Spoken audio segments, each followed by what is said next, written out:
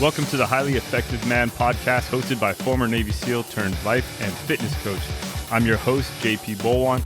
This podcast is your resource for unlocking the healthiest, most productive, and highly effective man within you. Let's go.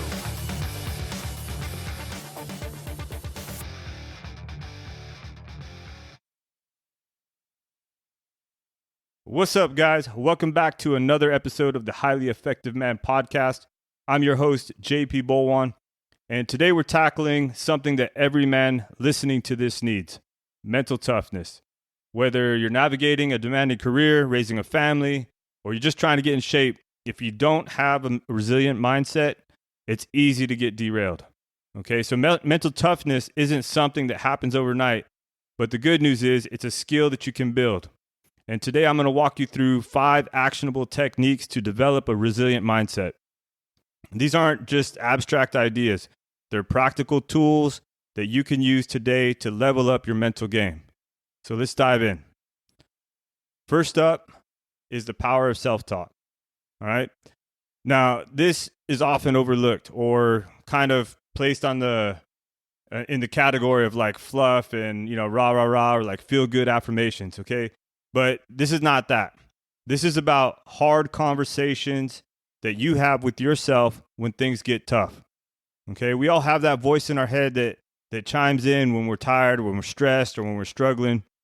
But the key is learning how to turn that negative self-talk into a tool for resilience.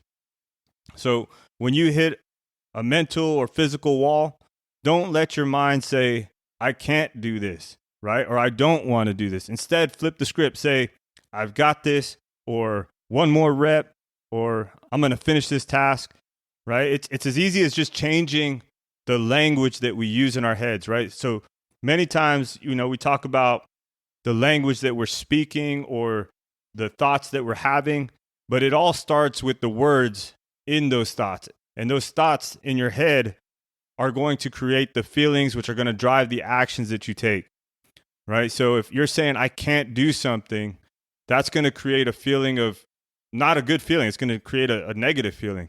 And then how often are you wanting to take action when you're not feeling great? You're not, right? So we need to learn to catch it in the moment when we say we can't do something. And just as simple as taking off that apostrophe T on the can't and turning it into can create a different feeling. Okay, this simple shift from negative to positive self-talk can change how you approach challenges. And over time, it's going to train your mind to focus on what's possible rather than what's standing in your way. All right, so the next time you catch yourself thinking negatively, immediately replace that with a thought with something that's actionable and positive. Okay, because you are in control of the narrative in your head. And so use that to your advantage. Number 2, embrace discomfort. Okay, so if you want to build a resilient mind, you've got to be comfortable getting uncomfortable. All right, so think about this. Mental toughness is built during the hard times. It's not built when everything's going smoothly or everything's nice and everything's going your way. Okay, when you face discomfort, whether it's physical, like during a tough workout, or mental, like handling stress at work, instead of avoiding it, learn to lean into it. Okay, learn to accept it and just be present with it. The more you train your mind to handle discomfort, the stronger you become. Start small, right? If you're tired during a workout, push through just 30 more seconds, right? If you're doing some, intense workout and you feel like you can't do anymore, just push a little harder. One trick that I like to tell myself is like, I can do anything for 30 more seconds, right? Just push, push, push. Okay. If you're stressed and overwhelmed, finish one more task before you take a break, right? Sometimes I'll set a timer, and if I haven't reached that end of that timer, I just keep pushing. Okay. These are like small moments that compound over time. All right. Training your mind to be resilient under pressure. So the tip here is the next time you feel uncomfortable, instead of avoiding it, challenge yourself to endure it just a little bit longer. the more you embrace discomfort, the tougher you're going to become. Part 3 is open up the reserve. Okay, so I was trying to think of a good analogy for this, and the thing that came to my mind is, when you're diving, when I was in the SEAL teams, we had these like these bottles, not your rebreather, like your Draeger or something like that, but like we had these like scuba bottles, and we used to do this thing where you would go out the back of a submarine, inflate these boats, and then you would just pop up out of nowhere in the ocean with these boats and then go to do whatever you're going to do, right? Well, these boats also have gas, and we used to keep the gas in the back of the sub in this locker. And one of the things that, a young team guy has to do is go back and get that gas. So what I would do is I would grab a scuba cylinder, right? So this is not a rebreather. This is one where bubbles are coming out. And you would take that and you would follow this line out to the back, unlock the locker, pull the gasoline out, and follow the line back and bring it back so that you could take it with you in the boat. Well, I grabbed this cylinder, started going. Well, I'm unlocking the locker. And then all of a sudden, I go to suck in. I'm like, oh, that's getting a little harder. And then I should have known right then and there, like, I'm about to run out of air. Okay, so I run out of air. And so I go to hit the switch on what was an old, what they call J valve, right? I go to hit the switch on the J valve. And that's usually what happens is you hit the switch on the J valve, and then more air comes in, and then you're able to breathe again. Well, in this case, it must have been charged with the J valve up or something, because I went to hit the J valve and no air comes in. So you can imagine I'm down to, not much breathing, and I'm kind of like, okay, sucking in, but there's nothing coming in, and it's like, uh-oh. So I end up hitting the reserve, okay, nothing comes in. So you want to talk about mental toughness and not being able to like not freak out. So I had to get all the way back to the shelter and find some air and then go back and do it again, right? But there's a switch there, right? There's a switch. When I hit the reserve, nothing happened. Okay, now I've got to just keep going, even though I'm expecting something to happen and it's not happening. So I gotta be mentally tough there and say, I've got this, not freak out, and just get back to where I need to get to so I can breathe again. Right? Just talk about breathing. Okay, so when you think you've reached your limit, you're not at your limit, right? Your mind is going to stop before your body will. Or I should say your body will stop before your mind will. Okay, because you're going to feel like I can't do something, but really it's just that mental barrier that's telling you you can't do it. But you can just keep pushing, right? And so I've learned this, through SEAL training. Like you go through Hell Week, and most people will quit, Monday, Tuesday, and probably Wednesday morning. But if people make it to like Wednesday night of Hell Week, they're pretty much guaranteed, right? They say it's automatic, right? And if you don't know about Hell Week, it starts on Sunday, ends on Friday, and the first opportunity you get to sleep is Wednesday morning and Thursday morning. So actually, most people probably quit by Tuesday night or Wednesday early morning.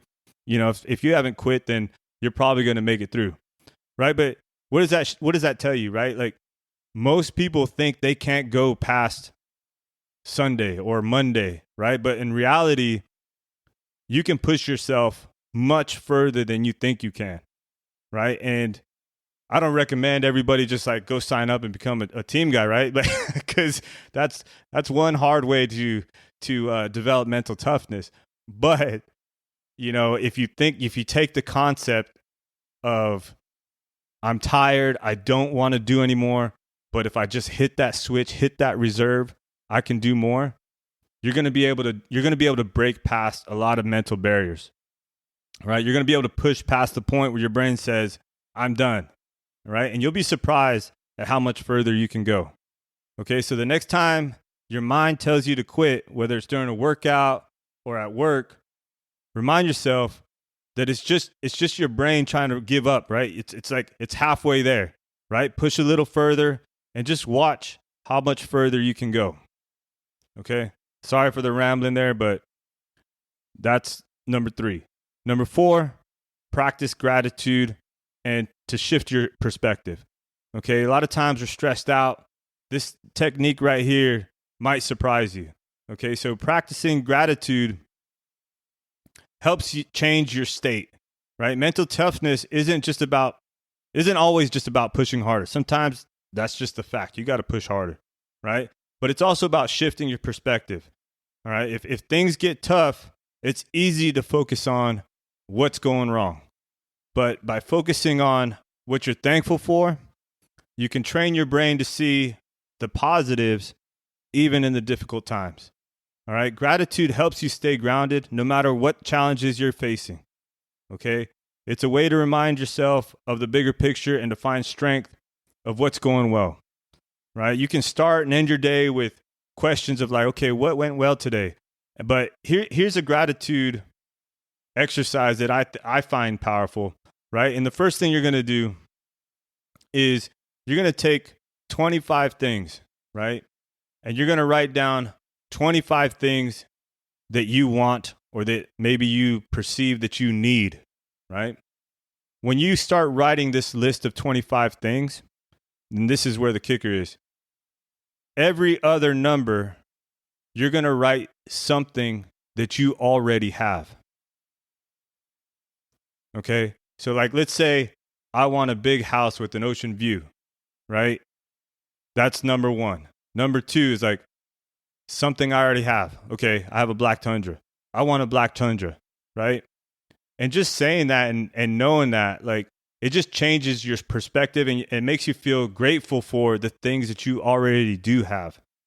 And this is a very powerful exercise when you feel like a lot of things are going wrong or you feel like you're falling behind or you're stressed out because you're not accomplishing, as much as you want.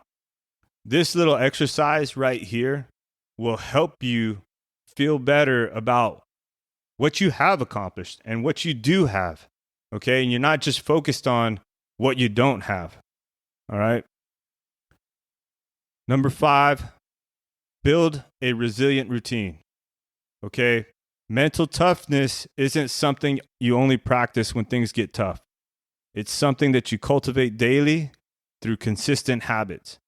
So when you create a routine that includes physical activity, healthy eating, mindfulness, and time for yourself, you're laying the groundwork for resilience. You're putting into place these systems that support your mental toughness, even if you're feeling low on motivation, right? Because if we only did things when we're motivated, yeah, you'd get some things done, but there's going to be plenty of times where you're like, I'm not motivated, I don't want to do it.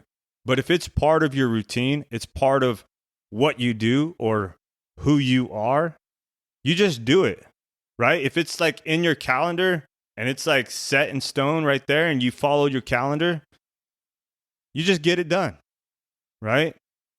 And the key here is consistency. It's not about perfection, right? It's about showing up day after day, even when we don't feel like it. And over time, that discipline strengthens your mindset, right? If I put something in my calendar and I've been putting it in my calendar and I get it done each week, I'm getting done my workouts, I'm getting done my podcast when I say I'm going to get it done, right?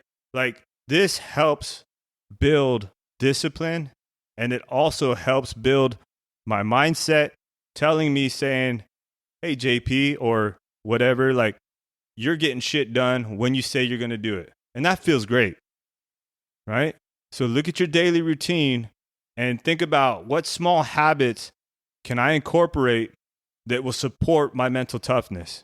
What can I plan in my calendar daily or weekly that I can achieve or be consistent on that's going to help me on my mental toughness journey? Maybe it's a morning workout. Maybe it's a moment of mindfulness or breathing, whatever it is, or journaling. Start small, but stay consistent, right? When I'm working with people on a one-on-one basis or in group coaching, sometimes, if somebody hasn't gone to the gym, I can't tell them to go to the gym 5 times a week, right? Maybe we just go to the gym for 10 minutes, right? 10 minutes is all you're allowed in the gym. You walk into the gym, you go to the gym, you do something for 10 minutes, you walk out, right? That's easy, right? But if you put the pressure of like, I've got to do something big every time, that's going to be tough. If you start small, it's easy to accomplish. And then over time, you can start adding more time, right? Adding more difficult situations, I guess you could say. All right, so let's do a quick recap on those 5 techniques to build mental toughness. Number 1, self-talk.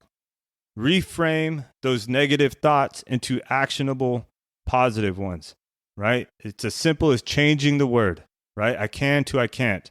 I don't want to I do want to. Stuff like that. Number 2, embrace discomfort. Get comfortable being uncomfortable. That's where the growth happens. Embrace it. Open up the reserve, right? Number 3, open up your reserve. Okay, when you think you're done, you're only halfway done. Push past that.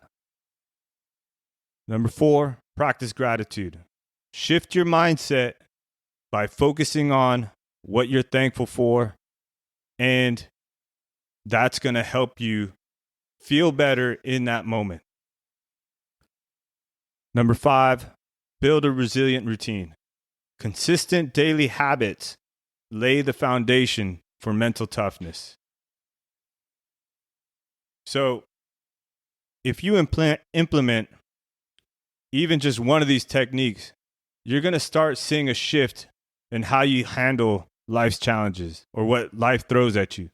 And remember, like mental toughness, this is a skill that you can build, okay? And it'll make you unstoppable in every aspect of your life, right? When you believe that there's nothing that can stop you because you've shown up consistently, that's a great feeling, right? And if you found value in this episode, please share it with someone who needs to hear this. And if you haven't yet, make sure you subscribe so you don't miss the next episode of The Highly Effective Man. Until next time, stay strong, stay resilient, and keep pushing to become the highly effective man that you were meant to be. Let's go. Thank you for listening to the Highly Effective Man podcast. If you enjoyed or learned something on this episode, do me a favor and share this with somebody who you think needs to hear it. And one last thing, if you want to work with me as your coach to help you get fit, be more productive, and in general, just be the most effective version of yourself, head over to my site, higherlevelcoaching.co. Once again, that's higherlevelcoaching.co, and schedule a call with me there. Thank you again. Let's go.